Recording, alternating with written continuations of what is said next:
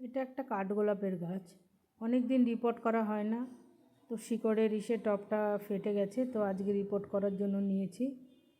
কিন্তু গাছটায় ফুল আছে এখনও, রিপোর্ট এখন না করলে হবে না। এখন রিপোর্ট করতে পারলে আমি ডালগুলো লাগিয়ে দিলে অনেকগুলো গাছ তৈরি করতে পারবো। তো এই যে দেখো টপ থেকে বার করে নিয়েছি, খুবই মানে শিকড়ে এমনভাবে মোটা মোটা শিকড়ে আটকে গেছে ভাবা যায় না। তো গাছটাকে আমি প্রথমে টুকরো টুকরো করে কেটে নিচ্ছি, নেওয়ার পরে তারপরে মাথাটা পুরো কেটেই ফেলছি, তারপরে গাছটা শিকড় কেটে বসিয়ে আর এগুলো পরে লাগাবো। কারণ কাঠগোলাপের গাছ সঙ্গে সঙ্গে লাগানো যায় না, 4-5 দিন এটাকে রেখে দিতে হবে, তারপর এই ডালগুলোকে লাগাবো। তো এবার চলো দেখা যাক যে শিকড়ের অবস্থা কী হয়েছে, গাছটাকে এখন দেখি। তো এত শিকড় হয়ে গেছে যে মাটি প্রায় নেই বললেই চলে, আর পুরো শক্ত মাটি, খুবই কষ্ট হচ্ছে এটাকে বার করতে। কিন্তু যাই হোক, এইভাবেই এটাকে বার করে ফেলবো। এই যে দেখতে পাচ্ছি মোটা মোটা শিকড়, আর মাটি খুব কম আছে, যা আছে মাটি খুব শক্ত হয়ে গেছে। শিকড় মানে এত শিকড় হয়ে গেছে যেটা বলার কথা না। তো যে কোনো গাছ 1-1.5 বছর পরে পরে রিপোর্ট করা উচিত। তো আমার এটা 5-6 বছর ধরে একই অবস্থায় পড়ে আছে, টব ভেঙে গেছে, তবুও গাছ আমি মানে তোলারই যেন সময় বা ইচ্ছা কোনোটাই হয়নি।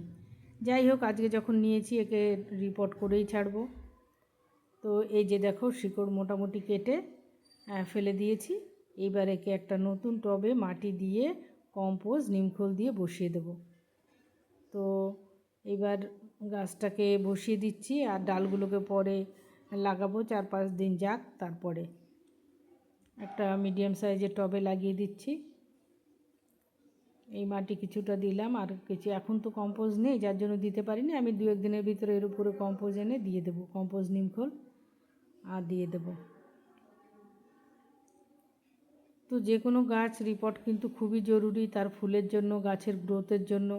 আর এটা অনেক সময় আমাদের হয় না। আর এই যে লাগানো হয়ে গেছে, ওপরে একটু হলুদ দিয়ে আমি প্লাস্টিক দিয়ে এটা বেঁধে দেবো, কারণ জলে পচে যেতে পারে, এখন বর্ষাকাল। আর এই যে এই গাছগুলোকে পাতাগুলো ভালো করে ছেটে, যেগুলোর পাতা আছে সেই পাতাগুলো ভালো করে ছেটে এখন এমন জায়গায় একটা রাখবো যেখানে বৃষ্টির জল অন্তত না লাগে, সেই জায়গায় রেখে দিতে হবে 5-6 দিন, তারপর এটাকে লাগানোর সময় আসবে। তো সব পাতাগুলো মোটামুটি ছাড়িয়ে নিয়েছি, আর এতে ফাঙ্গাসাইড লাগিয়ে রেখে দেব।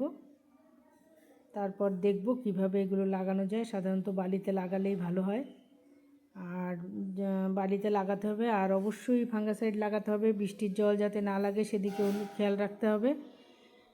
কাঠগোলাপের ডাল থেকে খুব সহজেই চারা হয়, কিন্তু অবশ্যই বালি ব্যবহার করা ভালো। এই যে অনেকগুলো গাছ পেয়েছি, তো এবার দেখা যাক কিভাবে লাগাই।